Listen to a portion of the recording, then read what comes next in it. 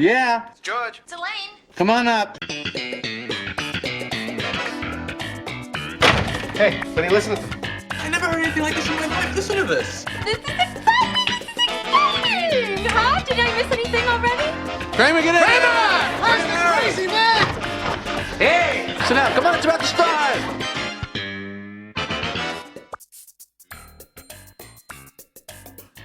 Hiya, Georgie Borgie, and welcome to Seincast, a retrospective on all 180 episodes of Seinfeld, being hosted by two guys who can barely run their own lives. My name is Vinny. My name's Matt. Hello. Hello. How you doing? Good. Yourself? Doing well. I feel like we ask each other the same thing at the. And we give the same canned responses. Yes, we're actually. I'm not doing well. I'm a recovering alcoholic. I'm depressed. Oh, we don't need the whole litany now. Oh boy. So there is some actual Seinfeld news to discuss today. Oh, should we play the old segment? Let's bring it back. Hey, I got news for you. Great news. All right, I got news. You ready? What? All right, what's number one on the news list this week? Well, guess whose birthday's coming up now? Now, meaning while we're recording or when we release this? No, today. Oh, right now? Today. Today. So If it was 2 days from now, I would have said 2 days from now. Oh, good point. We're recording on, what is this? January 13th? That's the one. 2015? I don't know. What is so special about today? Well, one Julia Louis-Dreyfus was born 54 years ago today. Oh, my heart. Warms my heart. But yeah, happy birthday to JLD. That's crazy. Yeah, I just saw her on the Golden Globes this past Sunday, and it's ridiculous, man. I don't know what she's like rubbing on her face to stay so young, but it's ridiculous. I got one word for you. Shade. Seriously, though, I mean, it must just be, staying healthy, exercising, eating well. Yeah, absolutely. Inheriting billions of dollars. No, not so much. What's number 2 on Seinfeld News this week? Number 2 is that several listeners pointed out to us that Larry David was on Howard Stern this past week. And I got to tell you, there were some revealing moments in there of, well, not revealing, but some... Never had a good pickle. No, I've never listened to Howard Stern in his entirety. I don't have Sirius. The only time I ever remember watching or listening to him was when he was on E, or at least they took highlights from his show. Oh, yeah. Put it on E. And this was before I feel like the internet really kicked off. So there'd be some pretty adult, risque stuff on there. So it was always like, oh my God, this is crazy that they're showing this. Right. But I never knew for years, through adolescence, what a great interviewer he is. Like I think one of the best interviewers out there today. And, have you seen his movie Private Parts? No, I never did. It's really good. Okay. And it shows his story and how he rose through the ranks to get his own show. And I feels like he is less shock now than he was back in the 90s and 2000s. And you also made a point that now with this internet age that we live in, nothing is shocking now. So now he just gets by on being a quality interviewer, like you said. You're right. And he did just that with LD. Yeah, man, this was fantastic. We don't, of course, have time to play the whole interview because it's, I think, like an hour and change. But let's do a 4-hour show. We'll include it in our show notes. And also, a few listeners have reached out to us and asked, where can I get the links that you're talking about on the show? We include it in our show notes, which I don't think you can access with an iPhone or an iPad. I think you need like a Samsung device or some other phone or what have you. But we have a website out there. If you just Google Seincast, the first link that comes up should be a link to our RSS feed, and you can just find all of our links there. So we'll include the Larry David interview with Howard Stern there. Actually, let's play a clip from that. Good thinking. Argue why we shouldn't be friends. I am sure well, there are because we're both deep down despicable people. Right. Two miseries. Two miseries. I mean, you're a legendary miserable guy, and people know me. By the way, that's really not true. It's not. You're happy. I have a very good disposition, I think. Yeah. So why do you get that reputation that Larry's? I think I know what it is. The story goes, Third season of Seinfeld. You're, of course, the creator of Seinfeld. Every reason in the world to be happy. The show is now successful. You know, it's getting more and more notoriety. Yes. And they come to you and they say, Larry, the show has been renewed for a third season, and you were in tears. Yes. It was too much pressure in a sense for you, right? It's like a relationship. I just didn't think I could keep it up. Right. You know, not in the erectile sense, but what was the pressure? In other words, was it an internal thing where you said, "Gee, the show is so important to people. I don't want to disappoint them." Was that the pressure? I always felt that. Well, last year was so good. How do you top this? How am I going to top it? And then, then I started out the same thing on Curb. You know, oh boy, that was a great season. Now what? But when you achieve a certain amount of fame and money and all of this stuff, isn't the pressure removed in a sense, or it doesn't matter how much money you have or success? In other words, that pressure is coming from where? You're trying to prove yourself to your parents, or who is it you're trying to impress? I'm trying to impress myself, I think. And do you think that these ideas that you have, that everyone seems to respond to, they're so universal, do you worry they're just going to run out? Is that it? You know how it's like when I drove a cab. I'd drop off a fare. I'd start driving around. You thought you'd never get another one? Where's the next one? There was nobody on the street.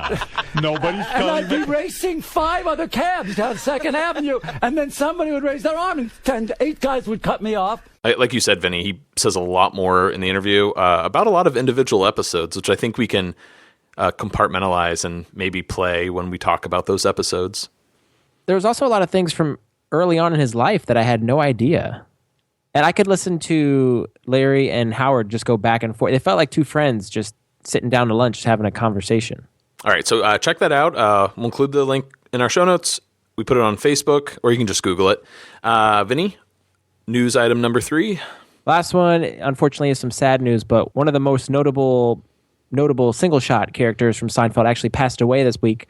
Taylor Negron, who was known as the hairstylist in The Smelly Car. So he's the one. Actually, are we going to play a clip from that episode? Yeah, let's do that. The first thing we're going to do is flush the follicles with the 5 essential oils. Then we put you under a vapor machine and then a heated cap. Then we shampoo and condition and condition. Then we saturate the hair in diluted vinegar. 2 parts vinegar, 10 parts water. Now, if that doesn't work, we have one last resort. Tomato sauce. Tomato sauce?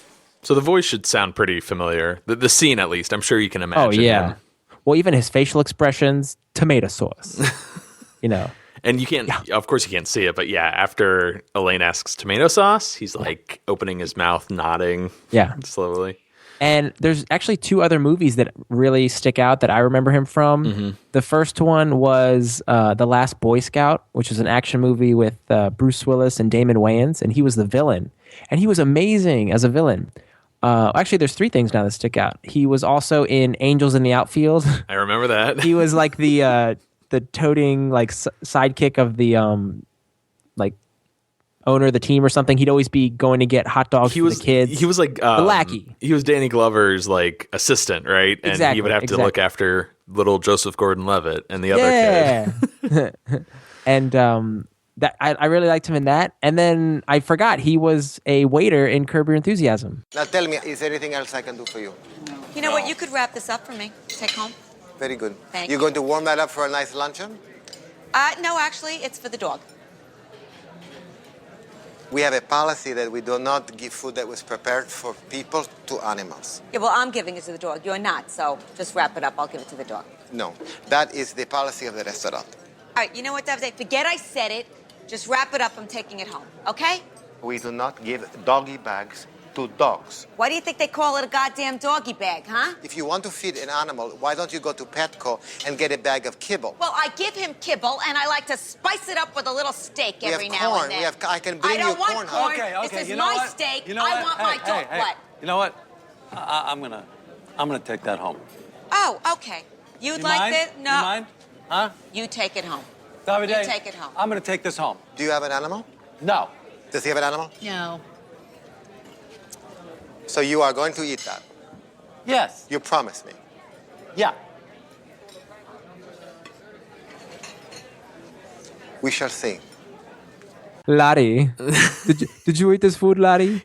Again, we bring up Curb a lot on this show, and we don't mean to spoil Curb for those of you who haven't seen it yet. And we'll try to keep the big, story plot lines out of the way. But wonderful role in that episode. It's called The Lefty Call, I believe.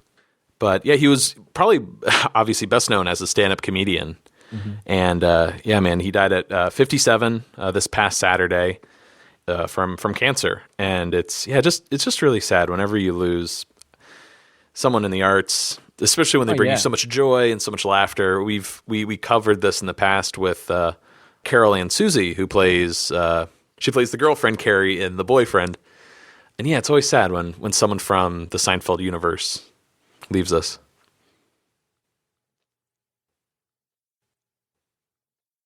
But shall we move onward and upward to this week's episode? Yes, please. What are we discussing, Vinny?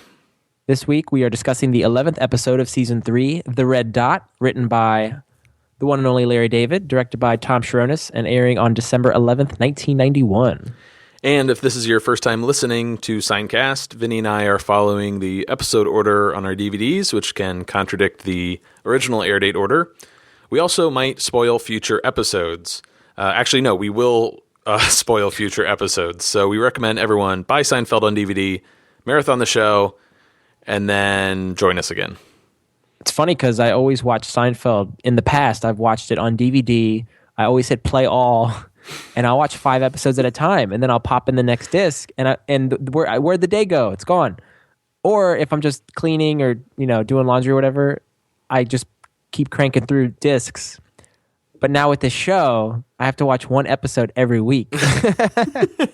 So it's taking forever to get through, and I'm not used to it. Is it torturing you? No, but because now I actually have to take notes on it and be a little bit more, conscientious of what I'm watching versus just kind of, it's in the background. Oh yeah. So, but yeah. Well, this week's episode, before we start talking about some trivia, I just had to give it a little footnote here. For a long time, this was one of my least favorite episodes. Why? For a lot of reasons that I kind of forget, because I actually really enjoyed this episode. Mm-hmm. Earlier in Seinecast, when we first started, I think we mentioned we each had a least favorite episode. Yeah. And I know what your least favorite episode is, and this was actually my least favorite episode at that time. Really? Yeah. I this episode just bugs the hell out of me, or at least I thought bugged the hell out of me. And even though there's great stuff in it, like don't get me wrong, it's good stuff. Really good stuff. Really good stuff. But it's a bitch watching this episode. But yeah, I don't know what I was thinking or why I ever thought that way. Because this episode's great, and this is all to say, I need to find my least favorite episode now. I don't know what it is. What a challenge. Yeah, it's tough. Yeah. Anyways, one of the storylines in this episode, of course, George having sex with the cleaning woman at Pennant Publishing. This idea, who do you think inspired this idea, or where do you think this idea came from? I'm going to go with Larry David. Well, sometimes I'd be in the office working late at night, and, being the horny Jew that I am, occasionally a woman would be dusting around. We all have thoughts, and fortunately I had an outlet for some of those. Can you relate to this, though? It even comes up in the show, the idea of a cleaning woman or a maid being really attractive or are attracted to them. Yeah, no. No? No, not really. More no than yes. Well, I don't know if it's because, this one in particular, the actress who plays her is it because they're exotic? Because she's from Panama, she's got that, the accent, or is it just because she is a cleaning woman? That's true. As they discuss at Monks, so it's a woman in your room. And Lupe is also from another country. That's right. So, and then, yeah. Yeah, I don't know. Yeah, I don't know either. I totally get what they're saying. This isn't like a turn on or fetish for me, but I can totally see where they're coming from, at least. Mm-hmm.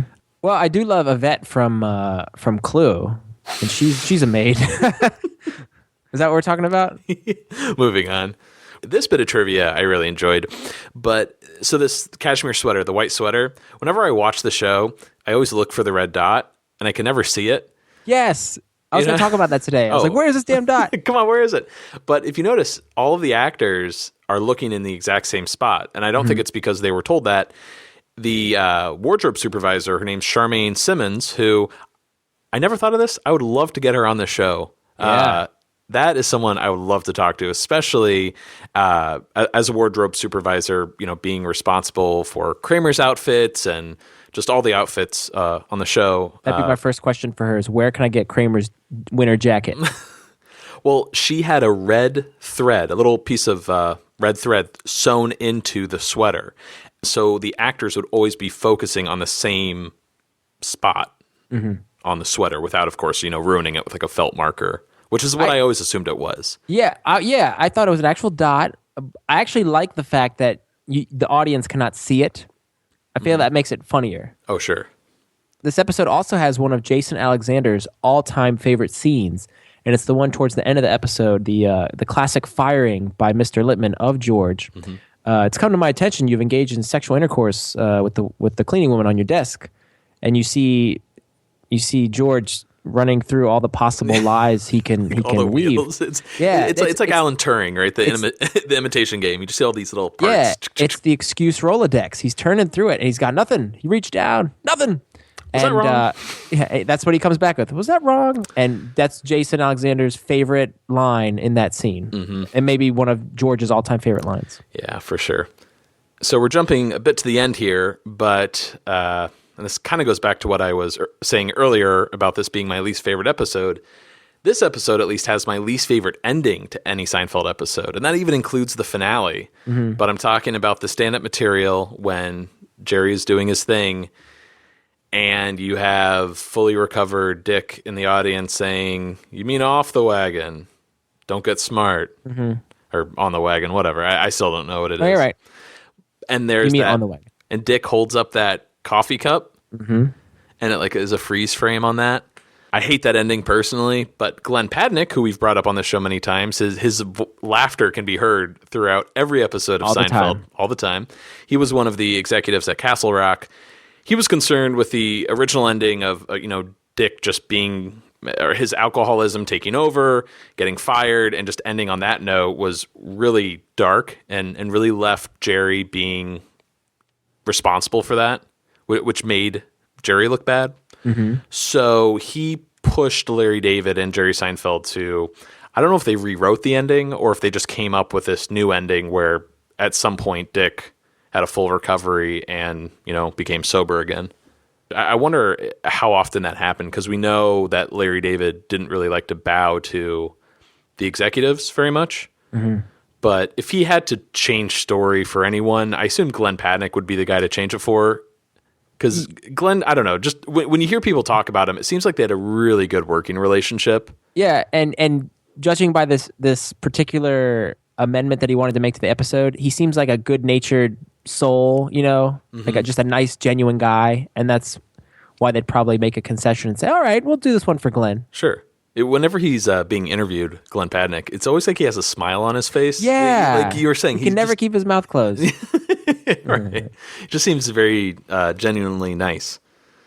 All right. Should we move on to the actual episode? I think it's time. Every mall has a Hofritz in it. I'm sorry, this has got to be a little bit of a scary place to work. I don't know how you feel about it. You want to be standing in there having people coming in all day going, I need knives. I need more knives. Do you have any bigger knives? I'd like a bigger knife. A big, long, sharp knife. That's what I'm in the market for. I like them really sharp. Do you have one with hooks and gouges and like blades that kind of serrated? And that's the kind of knife I'm looking for. I need one I can throw. I need another one I can just hack away with. Do you have anything like that? I didn't know what a Hofritz was after hearing this. At first I said, what's a hot Fritz? Is it like a sauna? I had no idea what he was talking about because I thought he was talking about malls. Sure. So what? It's a like a knife store? Yeah, cutlery company. I saw they eventually changed their name from Hofritz to International Cutlery. Mm-hmm. And I assume International Cutlery is still around, but yeah, I guess at the time, just a very well-known knife store. But I do recall, being a kid going into the mall, and there'd always be those really obscure kind of stores that just sold everything, and they'd have those glass display cases, but it would have knives and brass knuckles, nunchucks, like ninja stars, and that's what I imagine. And there's always a guy with a ponytail and a beard behind the counter. That's right, I'm casting dispersions. They'd always have like a knife in a really weird shape to the point where I'm like, why would you ever use this? Yeah. It's like something out of like, I don't know, Warhammer or exactly. Just it's insane. All these curves and there's holes and yeah. Anyways. So our first scene of the episode is at Pendant Publishing. It's Christmas time. We didn't even mention this in our trivia. This is the Christmas episode. That's right. For Seinfeld. The first it has to be. Christmas episode? Yeah. I think so. It would have been really nice to talk about this episode over Christmas. It's just, 2 weeks ago. But we should have started earlier, this podcast. Whatever. We get a nice shot of the hustle and bustle of Christmas shoppers, and we cut to the inside of Pendant Publishing, which we have seen before earlier this season. It's all decorated with Christmas decorations and food and whatnot, and the office is having a rip-roaring time when Jerry and George arrive, and here we go again. Best way to start a Seinfeld scene, middle of a conversation, and like you know what you're talking about. Oh no, you do. And here we go. This is, I don't know how often we say this, but this is personally one of my favorite things to do in real life is to have this little back and forth. And this feels like, once again, Larry and Jerry walking into a room or having a normal conversation. They're on a subject. In my notes here, did this happen in another episode? I feel like it did. Yeah, they walked into Monk's saying, oh, like, you know what you're talking about. Yeah, like you do. So we have had it before. This isn't the first. I believe so, but I'm drawing a blank as to what the subject was. Yeah, this gets played a bit in this season and in season 4. When they're actually at the comedy club, at that bar area. Yeah. I remember they're standing there at the end and they have this little exchange. Is that when women like skiers? Maybe. It's season 4, I think. Okay. Anyways, they're in the middle of a conversation about the Statue of Liberty, and they're disagreeing with each other, right? George, I guess, maybe had the argument that it was put on a giant raft and a tugboat pulled it over, and Jerry is arguing that it was brought over in pieces and screwed together, as George puts it, like a coffee table. Like that little reference. Yeah, that's really good. Apparently it arrived in New York, and get ready for this, 214 wooden crates in 1885. Oh, hey, 130th anniversary. Oh, happy birthday, buddy. Yeah, happy birthday, Statue of Liberty. So technically, Jerry is right. They did bring it over in little pieces and put it together like a coffee table. Okay. So there was additional dialogue for this scene where Jerry asked if the statue's pedestal was also brought over from France too. And George says, no, they built that here. And then George, of course, in classic George fashion, would ask, what do we ever do for them? And Jerry says, we gave them cash. Here, get whatever you want. That's a cute little addition. Sometimes it's, it just, of course, depends on the writing, but sometimes I wouldn't mind hearing just two characters have a total random conversation that has nothing to do with the plot. You know, and just riff for a couple of minutes. Unfortunately, we have to move on to the plot this episode. And they spot Elaine by one of the cubicles talking to a guy who Jerry explains is her boyfriend. And George shouldn't say anything because they work together and she doesn't want it to get out. Who's he going to tell? His mother? Like, I got nothing better to talk about. Which, yeah. You got anything? You don't. Do you have any connection for this little line here? It made me think of the junk mail and how he'd have to prep. Like, he'd have a notepad of all these things to talk about with his parents when he made phone calls. Uh-huh. Like, he had to prepare for conversations because he didn't have anything else to talk about. Oh, there you go. Oh, yeah, sitting, with the two idiots in silence. Chinese food. All right. Could you hear that? Yeah. Okay. That was good. That was a good one. Jerry also adds that Dick is a recovering alcoholic and that he's been off the wagon for 2 years. Off the wagon? I think it's off the wagon. I think it's on. The wagon. What is it? Can we just figure this out? I think it's open to interpretation. I think that when you are sober, you are on the wagon. And I think when you have a lapse and you divert to alcoholism or just drinking again, you have fallen off the wagon. That's Right. how I've thought it was. Here's another classic debate, just like next Wednesday or this Wednesday.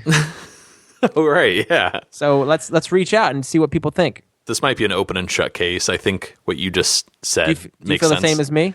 I guess, yeah, on the wagon, off the wagon. If someone didn't explain it to me, I could hear the arguments for both sides. I could see the case being made on the wagon as sort of like you're on a bender, you're on something. Yeah. And the only way to, stop is by getting off. Got to jump off this train wreck. Yeah. Well, there's a little bit more to this scene, right, in an earlier draft? So Jerry said, well, if the alcohol's on a wagon and you stop drinking, you've stepped off the wagon. And George replies, the alcohol's not on the wagon. You get on the wagon to avoid the alcohol. And Jerry comes back with, in the old days, how do you think the alcohol got from town to town? They don't carry it. They put it on a wagon. And then George, kind of, after pondering for a moment, says, Yeah, that makes sense. Honestly, I know it's a joke, but Jerry makes a good case. he does. And I wish they would have left this in because then it would have came back later when, spoiler alert, Jerry is going to heckle or is going to diffuse the heckler Dick. Oh, yeah, right. So this would have been like, oh, there's how he got that comeback was this interaction with George. Mm-hmm. You know what I mean? Yeah. So it would have been cool to see the evolution of that. Well, Elaine is surprised to see them there. I guess they weren't invited, and Jerry surprises her with a watch that she thought she had lost, and she's pretty happy. She actually gives him the get out push, but no get out, right? Just the push. Just the push. And I think we've already established this in maybe the apartment. I think you're right. Yeah, I think Peter Melman, I don't think he wrote it into the script, but I think that was the first time we ever saw Elaine do the push. Oh, because doesn't Jerry say keep your hands to yourself if you know it's good for you? I think he says that in this scene. Oh, okay. Yeah. He found the watch under the sofa cushion, and did that remind you of anything? A certain father lost his wallet under a couch cushion. Yeah. Yeah, that's what I thought too. When My wallet's gone! My wallet's gone! You don't even find out where it was until the finale of season 4, right? The pilot. Brilliant. Right? Yes. And it's just a throwaway moment. He's like, oh my God, my father's wallet. They cut to the episode. Well, George adds, hey, it's your lucky day, but Elaine tells him it's his lucky day and asks if he wants a job at Pennant Publishing since one of the readers just left and there's a job opening, which got me thinking, where would you want to work in the sign? What are we calling it? The Signiverse? Signiverse, yeah. Yeah, where would you want to work? Good question. Sorry, kind of springing this on you. No. I mean, I'm thinking you could be a mechanic with David Putty. Mm-hmm.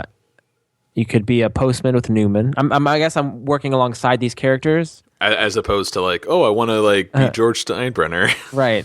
I'd have to say I'd want to be working with the swinging Dr. Watley at the dentist's office. That'd be fun. Oh, my God. Give me a shtickle of fluoride. When you said the swinging, like you guys would be swinging with your patients? Yeah, that's right.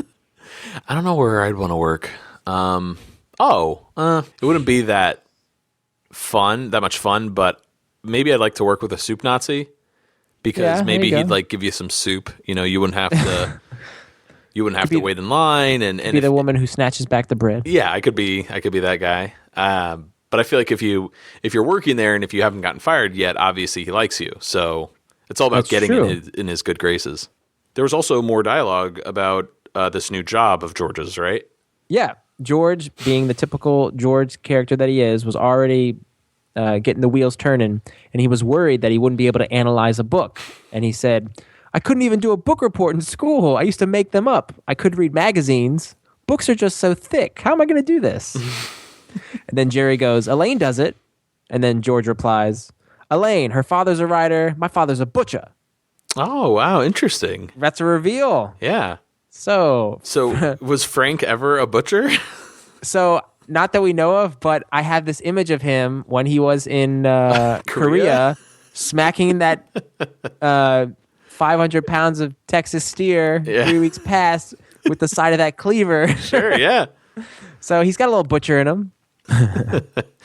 So this guy, Dick, approaches the group, Elaine's boyfriend, and he is holding a very similar looking drink as Elaine's. And he seems, I don't want to say on edge, but he's definitely sizing Jerry up a little bit. A little bit confrontational or alpha, if you will. Yeah, he's got his chest, poking out. And he's eyeballing Jerry, saying or asking Elaine, "Is this the guy?" The guy? Even Elaine gives Dick a hard time. She's like, "Dick." The character Dick is played by actor David Naughton, and he's best known probably for his work in An American Werewolf in London. Yeah. Right? Yeah, I'd say so. But he was also in a Grey's Anatomy episode, a Mentalist, a Psych. Oh, there was one other thing I wanted to mention. Yeah, I think he's still working, but oh yeah, I know him best from like American Werewolf in London is one of my favorite movies of all time. Cool. I haven't seen that. It's good. It's really dark, and I think it's more of a horror movie.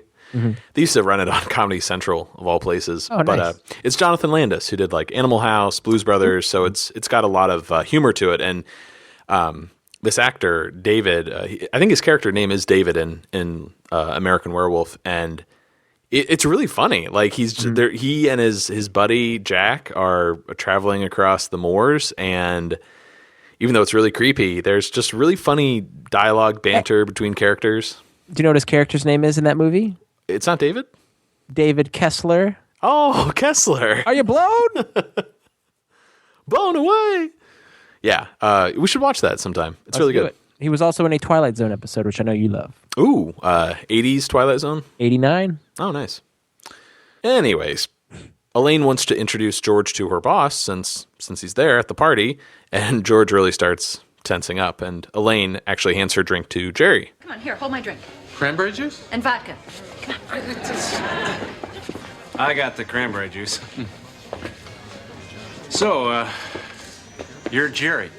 So, I'm Jerry. So have you ever done this kind of work before? Well, book reports, that kind of stuff. Who do you read? I like Mike Lupica. Mike Lupica?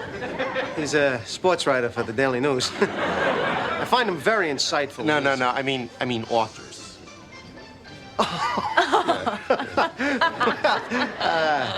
lot of good ones. Yeah. A lot of good ones. I don't even want to mention anybody because I'm afraid I'm going to leave somebody out. Name a couple. Who do I like? I like Art Vandelay. Art Vandelay? He's an obscure writer. Beatnik, from the Village. What's he written? Venetian Blinds. I got news for you. I'm funnier than you are. Hey, why don't we get together New Year's Day, watch some football? Where's my drink? There. So how'd it go? I think he's impressed. No. This is just cranberry juice. Oh, I think maybe Dick picked up yours. Dick? He can't drink. He's an alcoholic. I told you to hold it. I didn't know you meant hold it. I thought you meant hold it. One drink like that and he could fall right off the wagon. Told you. What a dick. I feel like they say dick a little too much in this episode. Just a scotch. Yes, they do. Just a little bit. At one point, they're like, Dick. Yeah, just ratcheting it up. Was that necessary? We'll see. I think most interesting to note in this scene, there's a lot to talk about, but we get a new Mr. Lippman. Not the real Mr. Lippman, played by Richard Fancy. So Richard Fancy was actually in 10 episodes as Mr. Lippman. He was in the Red Dot. Only 10 episodes? Only 10, but yet he feels like he's just part of the Seinfeld universe. Jeez. He was in he was from now until the end of the series. He was in at least one episode of every season except for one season. They didn't get him in. From now on? Yeah.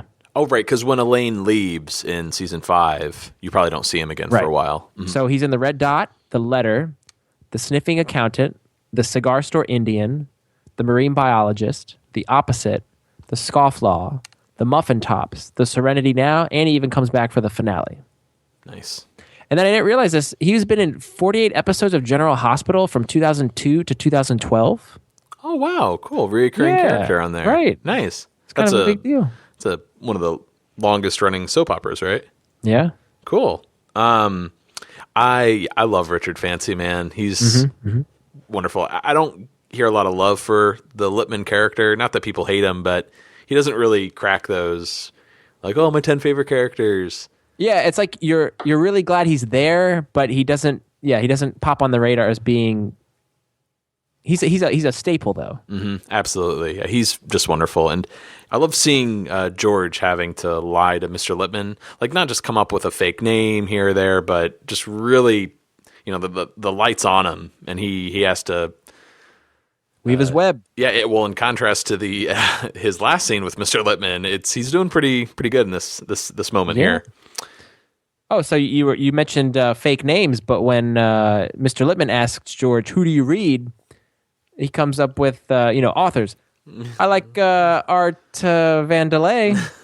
And they're both like, huh? I do like how he describes him as an obscure writer. Beatnik, from the village of the people. So what has he written? Venetian Blinds.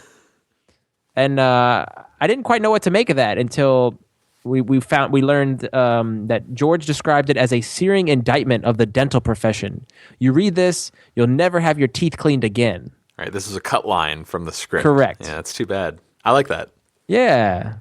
But, getting really to the main plot line here, Dick picking up Elaine's drink by accident, or was it on purpose maybe? No, I think it was an accident. It was an accident. Okay. Because I definitely, even though Elaine accuses Jerry of it, I definitely don't think he put it there on purpose. No. But Dick drinks the cranberry and vodka drink, and he is off the wagon. But yeah, it's like, this is dark territory, I would argue. I guess it's not like someone having a stroke like last week's episode, The Alternate Side, but I think alcoholism is a pretty, like, not taboo subject, but it's not like, oh, he's a drunk. Hence, I guess, the change to the ending, right? Yeah. Next scene is at a Nautica store, which I thought was interesting, having little branding. And a great line from Jerry right out the gate. Yeah, I feel a little uncomfortable in the women's department. I always feel like I'm a little close to trying on a dress. I can see that. Yeah, even at my age, I always feel weird cutting through the women's underwear department, or what do they call that? The negligee? Is that? Sure, let's go with that. Or whatever. Or lingerie section. Don't you feel like somebody's judging you for, like, they think you're the one looking and staring at bras? Yeah. So you gotta walk really fast or pretend like you're not looking? Yeah, it's sad. Like, I used to do that as a kid, and I still haven't been able to shake it. Typical George fashion, he asks if he really has to buy something Elaine. Even though she just got him a job, he has been unemployed since season 2, since The Revenge. Yeah. Well, I guess except for parking cars for Sid. I don't know if he got paid for that, though. Probably not. All right. Jerry suggests a cashmere sweater that's only $85 marked down from $600. Well, as we know, this has a red dot on it. Go on. Wouldn't you buy this sweater? Yeah, red dot or no, it's still a great deal. Yeah. If it feels good. Honestly, I don't know what cashmere feels like. I can't say I've ever felt a cashmere sweater. Is it pretty good? Yeah. I don't have a cashmere sweater. I have a cashmere scarf that I got a few Christmases ago. It's wonderful, but it's not it's not as this is creepy, but it's not as like orgasmic as people treat it in this this show. Like, oh, cashmere. It's great. It's wonderful, but it can be pricey. I just looking at that price, $85. I don't know what that markdown is. That's put one of her brooches on it, and you got a brand new sweater. Excuse me, miss? Yes? How come this sweater's only $85? Oh, here. This is why. What? I don't see anything. See this red dot? Oh, yeah. Oh, it's damaged. Well, it's not really damaged. Wow, $85, huh? Mm-hmm. There's no exchanges on this. You think she'd care about the dot? It's hard to say. I don't even think she'd notice it. Can you see it? Well, I can see it. Yeah, but you know where it is. Well, what do you want me to do, not look at it? Pretend you didn't know it was there. Can you see it? It's hard for me to pretend because I know where it is. Well, just take an overview. Can't you take an overview? You want me to take an overview? Please. I see a very cheap man holding a sweater trying to get away with something. That's my overview. The saleswoman is played by actress Rachel Davies. She was in an Ellen episode and a Third Rock from the Sun. A lot of Joseph Gordon-Levitt being talked about in the Seinecast this week. Ellen being the Ellen DeGeneres sitcom. That's the one. Mm-hmm. You know a different... Oh, yeah, not... I went back I'm thinking of Ellen. Ellie, or what's the Julia? No, Kramer's girlfriend that I can't believe no one's killed her. Oh, yeah, I went back with Ellen. Another thing I get from this scene, and it's one of these quintessential scenes when Jerry says, I see a very cheap man holding a sweater trying to get away with something. I admire that relationship between George and Jerry because Jerry can always just lay it out straight with George and tell him exactly how it is. Yeah. And George takes it. Like he doesn't let George get away with anything. Mm-hmm. You know, it's nice to have that that I guess honesty. trust. Yeah. Yeah. Mm-hmm. You don't have to worry about George being like, Jerry, that was really mean what you said to me. Yeah. He's always going to be there at the end of the day, and Jerry can tell him like it is. But he's calling him out on his bullshit too. So it's right. Next scene is at Jerry's apartment, and Jerry and Elaine are walking in. She's, again, concerned now because Dick has been acting kind of weird lately, and she thinks he might be drinking again. Jerry argues that if you can't smell it on him, then he hasn't been drinking. And they kind of, debate, can you smell from just a drink? And, of course, cue Kramer. Finally. Yeah. He's really becoming this comedic device where just his entrance is a payoff. Right. Like you set it up, Kramer walks in, boom, that's a joke. And it feels almost as if they're going to use him sparingly rather than make him the centerpiece of an episode. We need a jolt here, like you said. Bam, enter Kramer, and you double your laughs. Well, so Kramer's going to take a drink, and they're going to smell him. Jerry takes out a bottle of Hennigan's.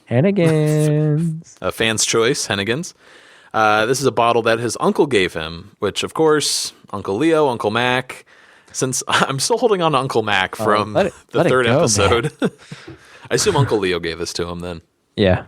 You can also hear when he says, I've been using it as a paint thinner. That was an ADR line, right? Oh, yeah. I have a note here. It's pretty bad. It's that over-the-shoulder angle of Elaine, and Jerry saying something completely different. Mm-hmm. But, yeah. It's a good line, though. Using it as a paint thinner. I didn't know Hennigan's in this world was a bad scotch. I always thought it was kind of like Hennigan's is like actually a Jameson. I see what you're saying. But Hennigan's, the name itself, is a fictitious brand of scotch. Yeah. Mm-hmm. Unfortunately, I wish it was. Yeah. real. Well, we could maybe make our labels, and I think a lot of people online have created really cool graphics. Kramer has his cup, and it's great. It just gets poured in, and I don't know who came up with this, but he just shoots it forward, pulls it back, and downs it. How does he not spill a drop when he does that? Well, maybe if there's just a little bit in there. It's a TV pour where it's just a tiny little bit. Right. So he takes that shot and he goes, okay. And they start smelling him. And I love how Kramer or Michael is kind of taken aback a little bit. These two people are just oogling him. But then he knows where to look.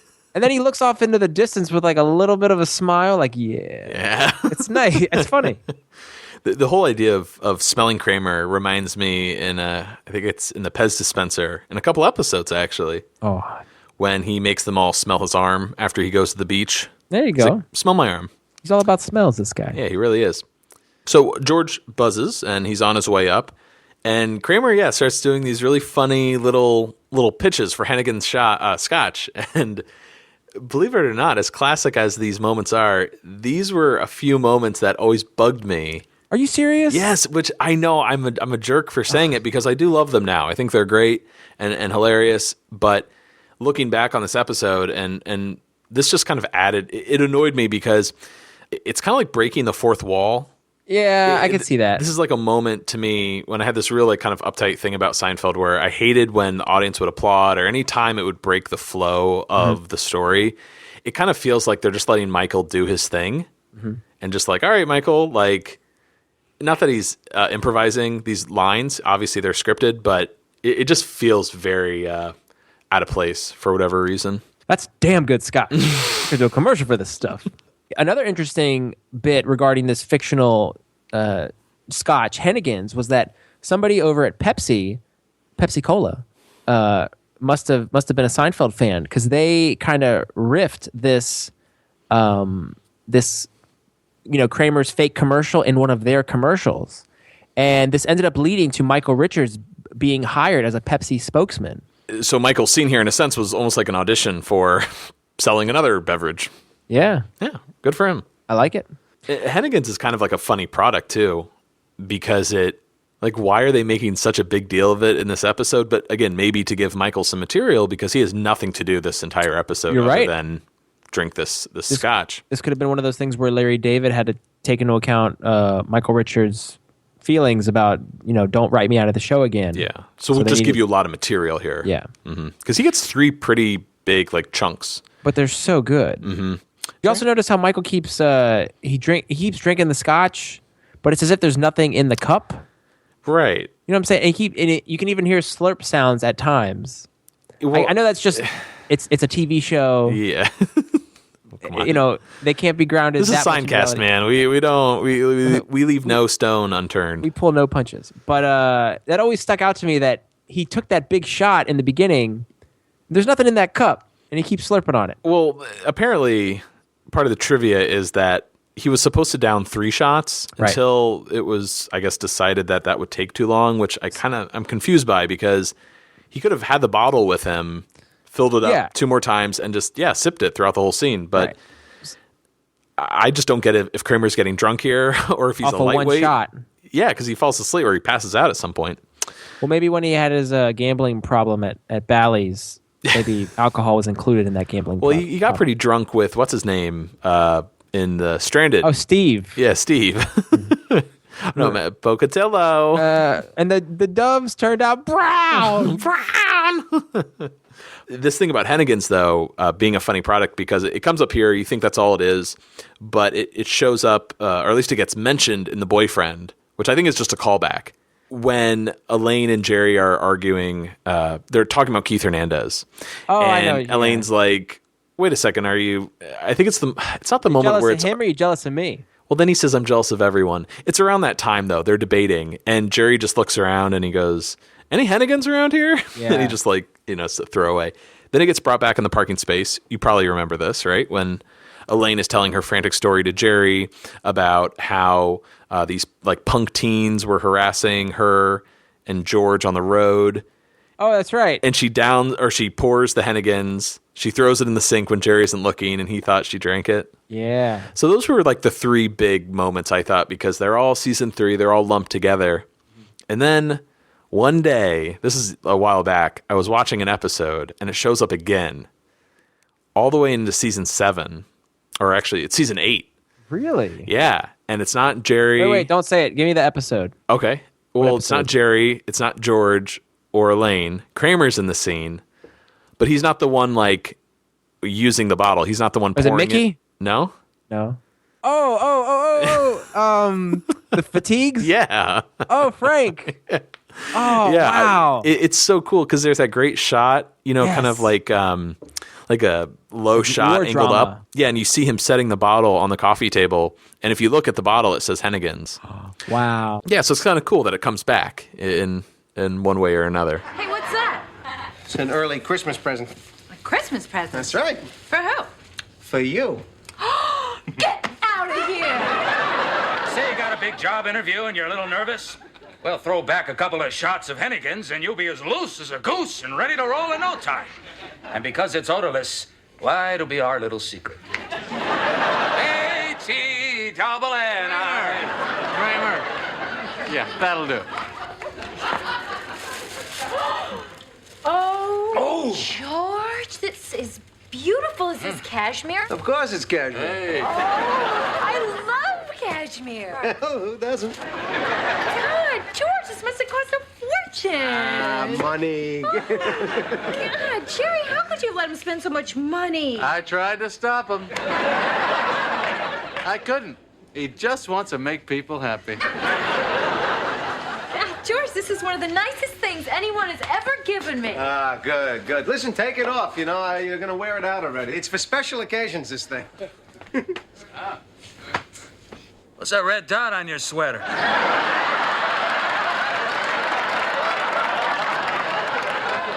Yeah, listen, take it off. Yeah, I'm getting hot just looking at it already. What is this? It's like a red dot. What? What red dot? What are you talking about? Jerry, come here for a second. Do you see anything here? I don't know. I don't know. What don't you know? I don't know. Well, do you see it or don't you? Say that again? Do you see it or don't you? Do I see it or don't I? That's the question.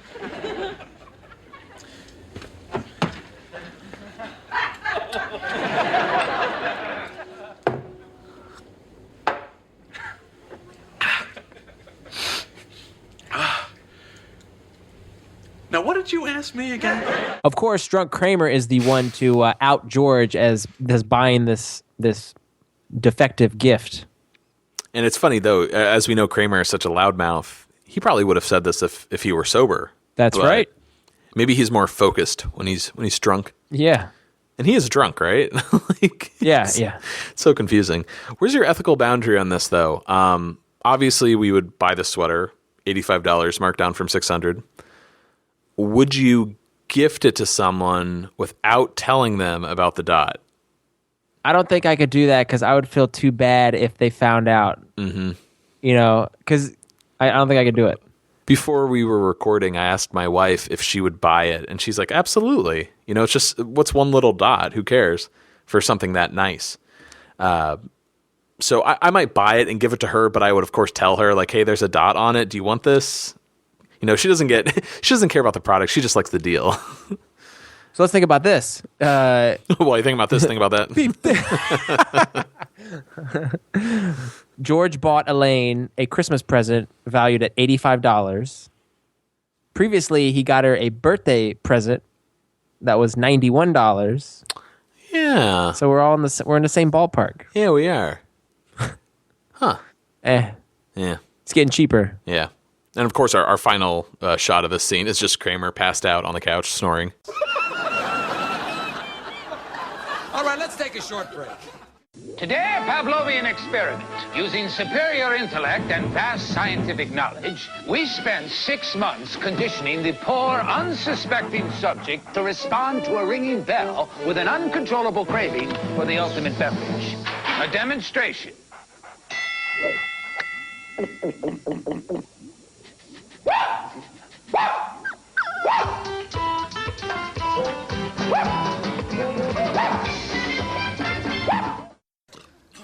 Okay, we're back. When we get back from commercial, we're at Pendant Publishing. Oh, you know, something we didn't mention in the first scene, in the party scene. I might need to pull up a screen grab for this, but you know when Jerry and George walk in and there's like the table there with all the Christmas food on it? Mm-hmm. Isn't that the door that Mr. Lippman comes through from his office? You're right. And the receptionist is there who doesn't know anything. Right. I might need to do a screen grabs next to each other. Yeah. So if it is in fact the same set, I'll post that. And if I don't, obviously I had it wrong. I think you're absolutely right. Yeah. But anyways, in this scene, it's George burning the midnight oil. Elaine is heading out. He seems pretty content though. I feel good for him. Like he's happy where he is. He's got a paying job and it's not too difficult. But a cleaning woman approaches and is emptying out his trash can. And George is polite. He says hi, but then you can actually see the moment when George's brain switches from work to sex. Yeah. It's like a switch. Mm-hmm. It's unbelievable. It's really good. So the cleaning lady, whose name in the script is actually Evie, played by actress Bridget Sienna. Hey, look at that. George dated 2 crayons. So that's kind of cool. Yeah. And we actually have 2 actresses that auditioned for the role of the cleaning lady. Denitra Vance and Gina Gallego. They all auditioned. And we're actually going to see the actress Gina Gallego. She's going to play Jerry's girlfriend Gina in the next episode, the suicide. Oh, the girl that's like... Martine's girlfriend! Yeah. Martine! Show me the Stooges. There you go. Yeah. Perfect. Sound just like her. And as you mentioned, Vinny, George gets that look. You don't know what it means at first. And we cut to Monks, and right out the gate. You had sex with the cleaning woman on your desk? Who are you? How did you do that? Hennigan's. Hennigan's? I was sitting there in the office, and the cleaning woman comes in. I've always been attracted to cleaning women. Cleaning women, chambermaids. Yeah, chambermaids. I'm attracted to them, too. Why is that? It's a woman in your room. Isn't there a blooper for this scene? Or maybe it's another scene? No, it's this scene, and Jerry initially says, "You had sex with the chambermaid on your desk?" Oh, right. Because he's getting the words screwed up. And isn't George like, or Jason is like, did you just say chambermaid? Yeah. And here's the blooper of the real actor saying that. You had sex with the chambermaid on your desk? Who are you? Why did you do that? Hennigan's. Hennigan's? I was sitting there in the office, and the cleaning woman comes in. Did you say chambermaid before? Yes. So George goes on with the story. It's funny, though. He is giving Jerry details, and a few episodes before, Jerry wouldn't give George details about Elaine. George doesn't have a lot going for him, I assume, so he's maybe because it's Elaine, right? Perhaps. Yeah. Well, anyways, the cleaning woman, she was vacuuming back and forth, her hips swiveling, her breasts convulsing. Great line. That always makes me smile. Yeah. That little exchange. It's a great exchange. I actually like Jerry being the one listening. You know what I mean? I like Jerry being kind of like this, like attentive little like kid hearing a story. George offered her a drink. Of course, what do you think it was? And he wasn't sure if it was the alcohol or the ammonia, but the next thing you know, she was mopping the floor with him. How was it? He threw up from the Hennigans. But there's a great joke to finish off this scene was, Jerry says, "Good thing the cleaning lady was there." Oh, yeah. And I guess we'll have to play a clip here, too. You can hear Glenn Padnick, man. He's loving that joke. Good thing the cleaning lady was there. I like Glenn Padnick. Yeah, I like him too. Let's get him on the show. Yeah, no problem. Next scene is at Jerry's apartment. Elaine is telling Jerry that Dick got fired, apparently, because he started drinking again, and she kind of accuses Jerry of putting the drink down on purpose. You knew he was an alcoholic. Why'd you put the drink down at all? What are you saying? I'm not saying anything. You're saying something. What could I be saying? Well, you're not saying nothing. You must be saying something. If I was saying something, I would have said it. Well, why don't you say it? I said it. What did you say? Nothing. It's exhausting being with you. I wanted to do this just because seeing the actors do it, it just seemed like so much fun to have that ping pong. Yeah. I feel like inside they are just busting. They're loving this. It's got to be, just catnip for the actors. Oh, catnip. That's great. No, I like that though. That it's like a sparring session almost as an actor. You're not really delivering some really heavy punches here, but you're having fun, a few jabs here and there. But as we were doing that, I couldn't wait till it was my next turn to say my next line. Well, George buzzes and Jerry lets him up when Elaine has a question. Let me ask you something. Did George buy that sweater knowing the red dot was on it because it was cheaper?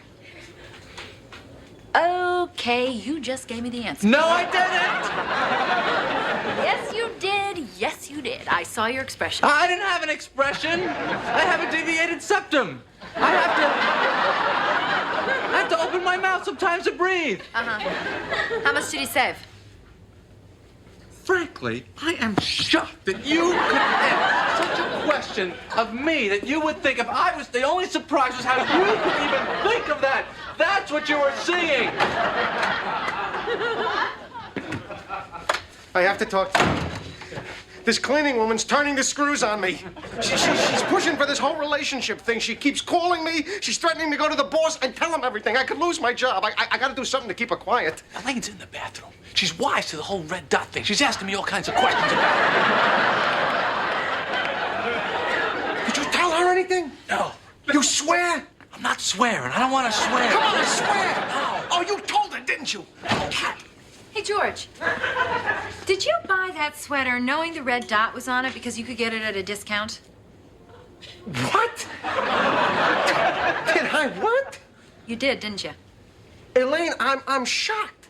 I'm shocked. Here I go out in the spirit of the season and spend all my savings to buy you the most beautiful Christmas sweater I have ever seen to show my appreciation to you and Christmas, and this is the thanks I get at Christmas. Well, Jerry told me that you did. You told her? How could you tell her? I just squealed on me. What kind of friend are you? I didn't tell you, stupid idiot. She tricked you. I love this final line from Jerry, just where the whole situation. I love Jerry's delivery. I love the grin on Elaine's face. She's so pleased. Yeah, clever, smart Elaine is just my favorite Elaine. It's great. She's not even mad. She's more, more pleased that she got this information rather than a defective sweater. Yeah, she tricked him. That's all she wanted. Jerry did mention in this scene that he had the character has a deviated septum, as does the actual Jerry Seinfeld. The real life Jerry. Yeah, I thought that was interesting. Yeah. So, at the end of the scene, George basically claims that, I had 103-degree fever. He gets sad, though. He's like, I couldn't afford anything. I have no clothes. Look what I'm wearing. I have nothing. And his voice starts to quiver a little bit. Yeah. You're getting that thespian Jason coming out, for sure. And as the scene's ending, you see Jerry start to cover his eyes, and he reaches for a handkerchief in his pocket to dab his eyes. But you start to also see the shoulders kind of bob up and down. Yeah. So it looks as though he's about to crack, and I think that's his way of stifling that is pretending to jokingly cry. Yes, of course. And you even see Jason kind of look back at Jerry, and I feel like that was the end of a scene. You know what I mean? Mm-hmm. So I don't know if that was scripted. It looks as if it wasn't, but it's still nice. Whatever we got, it's nice. Oh, for sure. So next scene, we're back at Pennant Publishing. A lot of Pennant this episode. Those bastards. George is sitting at his desk, and the cleaning woman, he hands her a gift, and big surprise, it's the cashmere sweater. He's regifting. Good call. He invented the regift. I don't know if he's blackmailing her, but he's like, remember, don't breathe a word to anyone about, Yeah. She's just as likely to get fired, though. Not that George would care. George cares more about himself right now than he does about her. Yeah, I wonder what the situation would be here. The fact that the cleaning woman rats him out. Did she get fired as a result? That's interesting. I wonder. I'd like to think that she didn't, and it was just George, of course, that did it. When I was a little girl in Panama, a rich American came to our town, and he was wearing the softest, most beautiful sweater. I said, "What do you call this beautiful fabric?" And he said, "They call it cashmere." I repeated the word, cashmere, cashmere. And I asked him if I could have it. And he said, "No, get away from me." I started to walk away.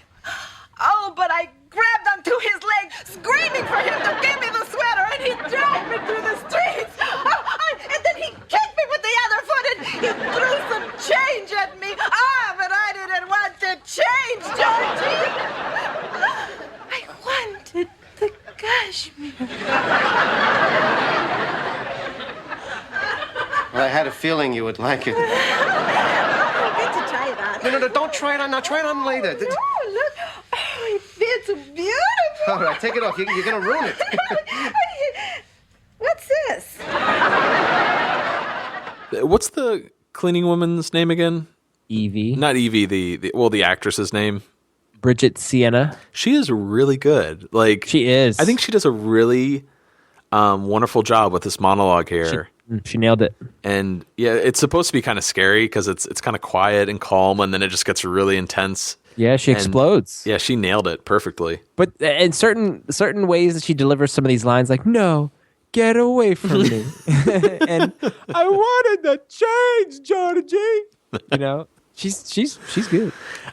Yet another like character delivery that used to bug me when I was thinking about this episode. I know it makes no sense, but I've completely come around. I think it's great. Now, I don't want to nitpick here. Go. But there's one thing that sticks out to me. When she notices the dot at the end of the scene, she goes, does she lose her accent? She says, "What's this?" Oh, and she really enunciates the this. Yeah. I don't know. I don't know if it's just me being an ass, but no, you're not being an ass. It stuck out to me. Like, is that an actress kind of, ending the scene and she didn't put the accent with the this? I don't think it's like as clear cut where it's like, oh my God, it doesn't sound like her normal voice.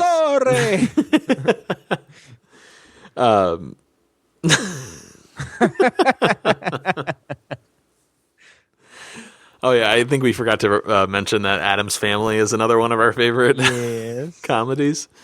I mean, whether or not it is, I don't pick up on it, but it's just like that flat delivery that just like is that great button on the end of a scene. Next scene is Jerry doing some stand-up. I was in a men's room the other day. They had the hand blower instead of the paper towels. You know this thing? I like the hand blower, I have to say. Takes a little bit longer, but I feel when you're in a room with a revolting stench, you want to spend as much time as you can. The only stench is coming from you. Oh, well, wait a second. I believe we have a heckler, ladies and gentlemen. Hey, Dick, look, I don't know what your problem is. It's not my fault you're back on the wagon. It's off the wagon. Well, in the old days, how do you think they got the alcohol from town to town? I don't know. On a wagon. And don't you think they broke into a couple of those bottles along the way? You can't drink on a wagon. It's be too bumpy. They had smooth trails. What about the Cumberland Gap? What the hell do you know about a wagon? Well, I know enough not to get on them. I always felt really awkward during this moment when I used to, watch it, because we never have had a audience member interrupt Jerry on stage, or at least have some interaction between the two. It's always like two very different worlds, stand up and first time, and Jerry's world, what have you. I've fortunately never been at a comedy club where a heckler has gotten out of hand. Oh. And whenever I see it, like on YouTube or any comedians, and I'd say like 99% of the time the stand-up comedian takes them to task. But it just always makes me feel really like uncomfortable. Like just oof. It's awkward and it's tense and it's I don't know about you, but I actually saw Ben Bailey, the guy who does Cash Cab, at the DC Improv, and there was a drunk guy heckling him. And I seem to recall Ben Bailey swearing at the heckler a lot. Yeah. But he did take care of it. And I feel like, again, I brought up Dane Cook before, so bear with me. But Dane Cook has a heckler on one of his CDs, one of his old ones. And he says, "Oh, thanks a lot. Now it's like mommy and daddy are fighting and like the kids are really uncomfortable." And that's exactly how you feel in the audience when there's a heckler. And you can even see people in the Seinfeld audience kind of turn their head and look back at Dick. Yeah, really good extras in this scene. It feels real, is what I'm trying to say, for sure. And I absolutely love how quick Jerry is with his comebacks and the use of the over-the-shoulder view, so that you can really see Jerry's perspective. That goes back to like season 1. I think we noticed that. Like there's a few weird on stage angles. Yeah. So what I mentioned earlier about like an audience member, or at least like Jerry's stand up like playing into the scene itself. Right. What else? The fire episode. That's the one with fire! Ronnie K. Yeah. Played by what's his name? Oh yeah. Dom Herrera. Yes, thank you. Diplomats Club. That was the pilot. The pilot's going to be in the audience, Jerry. The pilot. Oh, yeah. And then I guess the finale with... I'm going to cut you! Great line. But would the butter shave when he does the... Oh, wait a second. What about the one with Toby? Would that count? Yes, very funny. So true! Yeah, that would. The butter shave where, like, I have cancer. That You're right. And then Newman bites Kramer, right? Yeah. On stage. They come in on stage. I'd say those are thrown in there too. Yeah. But yeah, this one, oof, like those are all really funny moments. This one just makes me just uncomfortable. Maybe it's the whole like drunk angle that just feels kind of weird. Well, yeah, you even see the security guard kind of walk across Jerry's shot because he's going to escort Dick off the premises. Mm-hmm. So after that little bit of stand-up, we then cut back to Bennett Publishing, to Jason Alexander's favorite George scene from the entire series, I guess, and definitely one of ours. I'm going to get right to the point. It's come to my attention that you and the cleaning woman have engaged in sexual intercourse on the desk in your office. Is that correct? Who said that? She did. Was that wrong? Should I not have done that?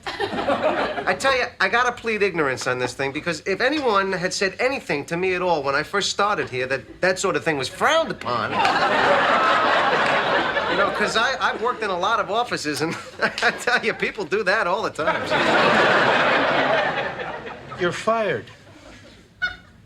Well, you didn't have to say it like that. So, full disclosure, I like to use a lot of Seinfeld quotes in everyday life.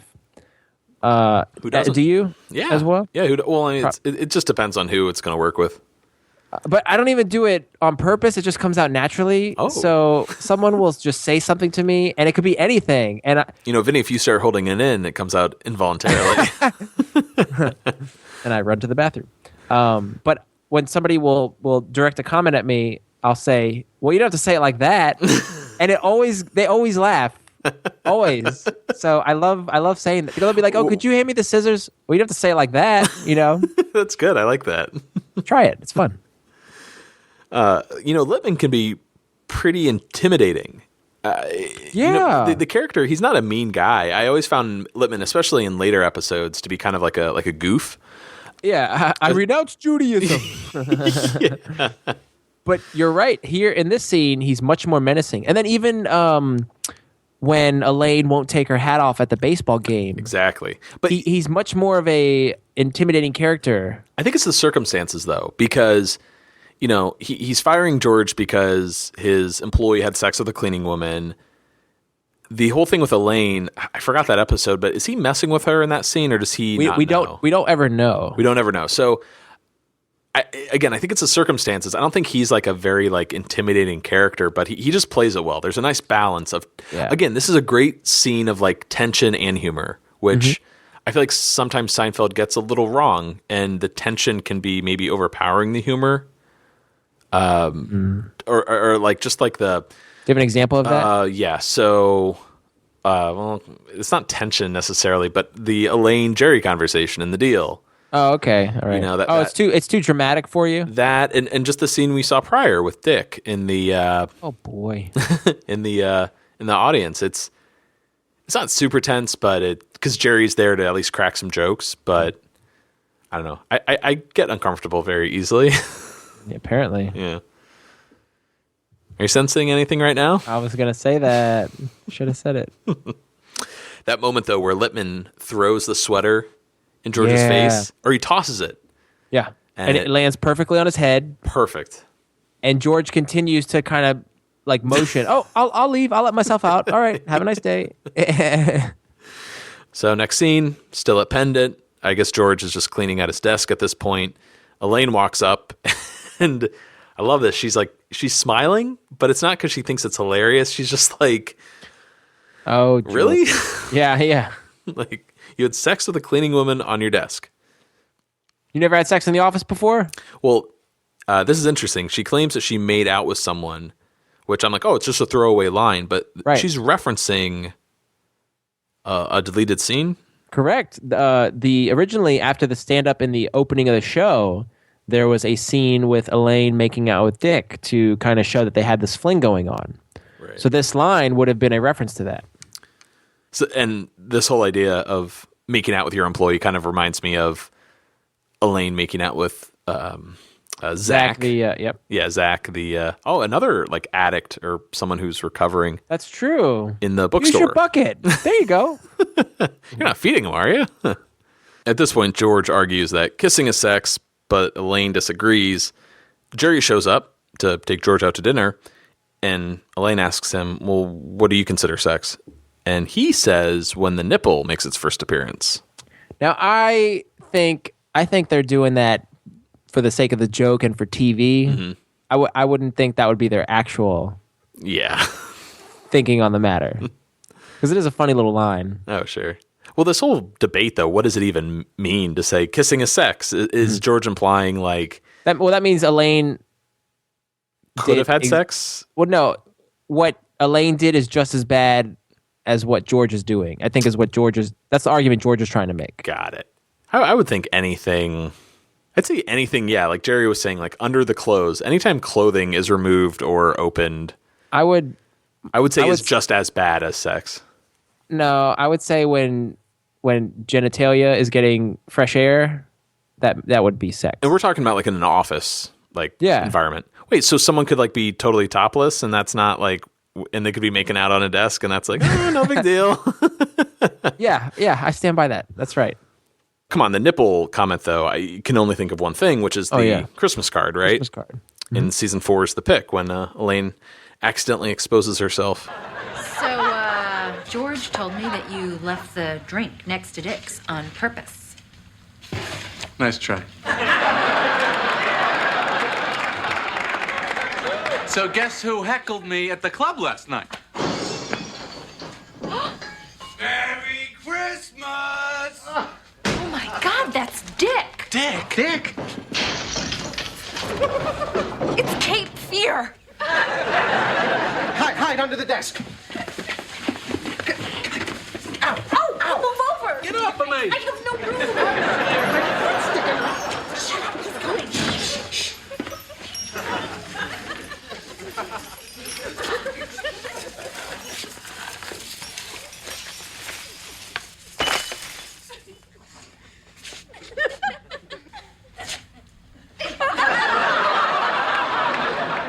Is that cashmere? Of course it's cashmere. What's this? It's really great to see, Jerry be too smart to be fooled by Elaine. Oh. And then also at the same time, George is too stupid, Yeah, that's a good point. This battle of wits. And when Jerry says that, nice try, he just, I don't know if it's acting. I don't know if Jerry Seinfeld, the person, is cracking up, but it's just played brilliantly. Mm-hmm. It's like, I know what you're doing, Elaine. And even she laughs. Yeah. It's great. Last week's episode, The Alternate Side, we talked about how dark things could get with the Owen March character having a stroke and being stuck in a wheelchair. This ending here feels pretty dark as well. Not one of like the happier endings of Seinfeld, at least up to this point. Well, last week was there was a threat of death or of somebody dying. This week it's a threat of violence. Yeah, of violence and like someone who's like obviously maybe suicidal, like his life's over. It reminded me, even though Dick isn't dressed up in a Santa Claus outfit, it reminded me a little bit of Trading Places. Well, yeah, Dan Aykroyd. Yeah, exactly. When he comes back to the office on Christmas Eve or whatever, and he's just stumbling around. It's got that same kind of just really dark, depressing Christmas spirit. Even that shot under the table or under George's desk, you sent me a screen grab of it. It almost looks like something out of a horror movie. Yeah, because you see these two legs, and they stop dead in their tracks because they know you're under there. Mm-hmm. And the way he yells that "Merry Christmas," Dick, Dick, it's Cape Fear. And we wrap up the episode as usual with a little bit of stand-up. But in a way, I think I inadvertently turned this guy into an alcoholic, and I hate being around alcoholics because they're either telling you how much they love you or how much they hate you. And those are the two statements that scare me the most. But I think he's okay now because I have no idea how he feels about me. He's finally off the wagon. You mean on the wagon? Don't get smart. And there it is. The worst Seinfeld ending Shut ever. your mouth. Really? You think that there's a worse Seinfeld ending to this than this episode? I like this ending. Oh, you could like it, but there's a worse ending to a Seinfeld episode? No, it's night. Everything came full circle, and I like that Dick is back on the wagon. But you don't find this at all like just cheesy and like not. It just doesn't feel like Seinfeld. Well, again, we're touching on a lot of the same subjects every week, but the lightness and darkness of Jerry and Larry. The early part of the episode was that darkness of Larry having this guy fall into alcoholism, and there's a little bit of lightness at the end with Jerry. Does that make sense? Granted, it has a happy ending, which we're not accustomed to in Seinfeld, especially later on in the series. But I think it's just I'm okay with the. I'm not like, oh God, I want this guy to be like a drunk, alcoholic, his life ruined. Yeah, violent. I don't want that necessarily. I just don't want someone raising their coffee cup and like freeze framing like that. Yeah. Just makes me feel like really uncomfortable. And it's also weird because the David character, like we take this huge leap. He's drunk in one scene, and then next scene he's fine. Like, just forget that he ever was a drunk. We won't explain it. Kramer went from 0 to drunk in one shot. But it wasn't a matter of drinking. This guy's an alcoholic. Like, you just don't stop being an alcoholic. Well, technically, if you're an alcoholic, you're always an alcoholic, whether or not you're drinking. But the fact that he's like all cleaned up and he's got this new girl and he's drinking coffee in a nightclub. Well, it could have been weeks or months down the road. Yeah, I guess. It's a TV show, Matt. Sorry. Okay, I guess we're done with this one. But okay, we're allowed to disagree. Yeah, I like disagreeing with you. I think we need to disagree more often because I like to be the more of the nitpicker than you. I think you're more of a. Here we go. No, I'm not insulting you. I think you're more of like a very like optimistic, positive. Like, hey, I love Seinfeld. I'm just grateful that we have this. Let's enjoy it for what it is. Yeah. Really, really great. And I think I like to nitpick more and be more hypercritical, maybe way too critical of a show, just so it's a little more entertaining. Because if we're just two guys here saying the same praise week after week, it's going to get old. Of course. So I agree. Hey, am I talking to you, Pinhead? Ratings? Ratings. So, what do you think? So, things I liked about this show, The Red Dot. I really enjoyed this episode. This one didn't kind of jump out on the radar when I saw it in the list for this week, but I thoroughly enjoyed it. I like whenever we see George starting a new job. That happens quite a few times throughout the series. But I like that we saw him weasel his way into obtaining this job and lying to Lippman. I like Mike Lupica. And we saw the name drop of Art Vandelay again. And he's making up names of books, the Venetian Blinds. I love that we're introduced to the real Mr. Lippman, Richard Fancy. What if Richard Fancy's last name was actually Moses, and then he'd be Richard Fancy Moses? Hey, okay. he's Dick. There you go. There you go, Dick Fancy Moses. I actually really do like the way they touch on this subject of alcoholism with Dick, the wagon discussion, and then Kramer's Hennigan's commercial is stuff of legends. Yeah, thank you. I as we talked about earlier, I like Jerry's brutal honesty with George and how that's kind of an open relationship they have in terms of you can say whatever you want. Seeing Elaine outsmart George, and then her not getting the best of Jerry. I like that. This was the first time we got to see Jerry deal with a heckler, and seeing as this is a show about a comedian, I'm glad. This probably wasn't by design, but I'm glad we got to see at least one instance where he dealt with a heckler. There's the classic firing of George by Mr. Lippman, and yet again, whenever we have a Larry David episode, all the stories seem to converge at the end underneath the desk with George's trembling hand filled with cashmere. So I like that as well. So, having said that, 8 barrels of alcohol on a wagon out of 10. Your rating always takes me by surprise because I assume it's going to be higher. Mm-hmm. based on the praise you have, because I think you like this episode a lot more than I do, and I gave it a higher rating. Well, I'm saving my 9s for when we get to season 4. True. Okay.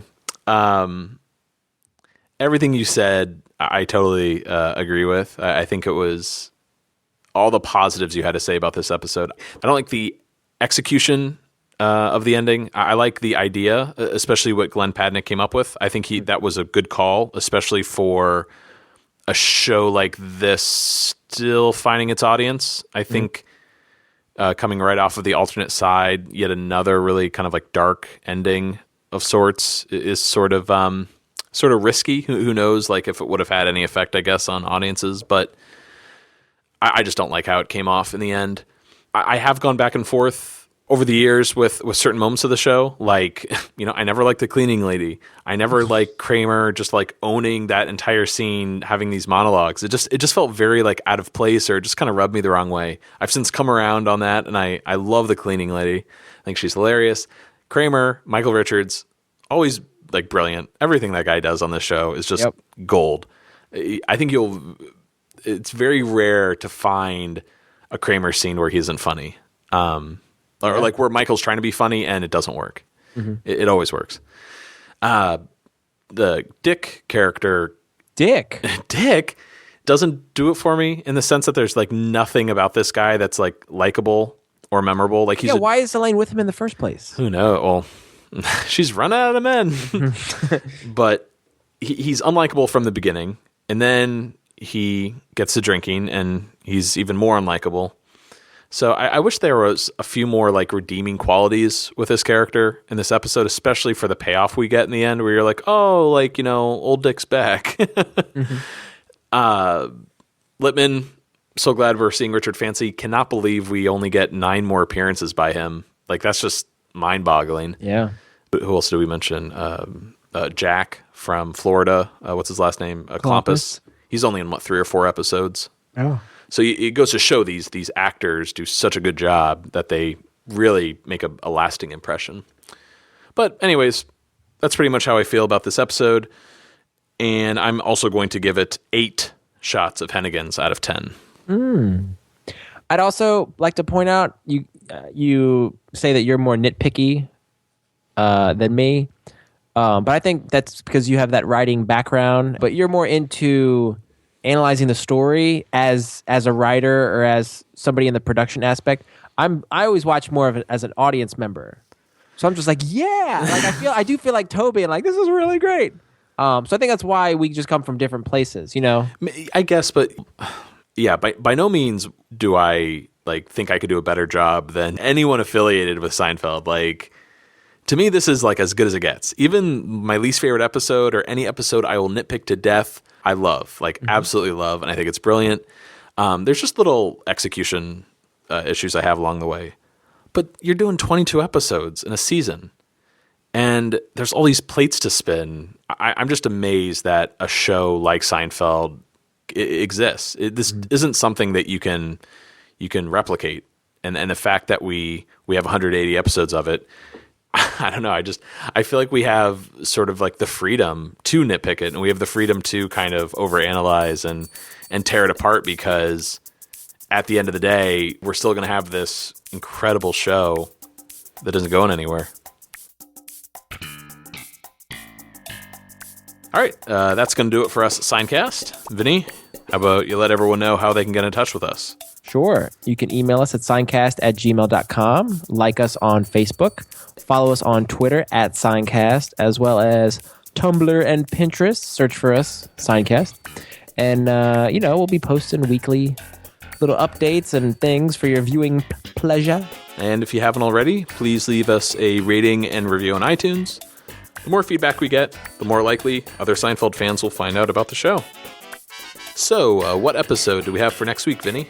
Next week, we are discussing the 12th episode of Season 3, The Suicide, along with Martin's girlfriend. Who? Martin, your next-door neighbor. Oh, Martin. But for now, I'm Matt. I'm Vinny. Signing off. Seincast is not endorsed by Castle Rock Entertainment, Sony Pictures, or NBC, and is intended for entertainment and information purposes only. The official Seinfeld site can be found at sonypictures.com/TV/Seinfeld. Seinfeld, the Seinfeld logo, and all names, pictures, and audio of Seinfeld characters are registered trademarks and/or copyrights of Castle Rock Entertainment or their respective trademark and copyright holders.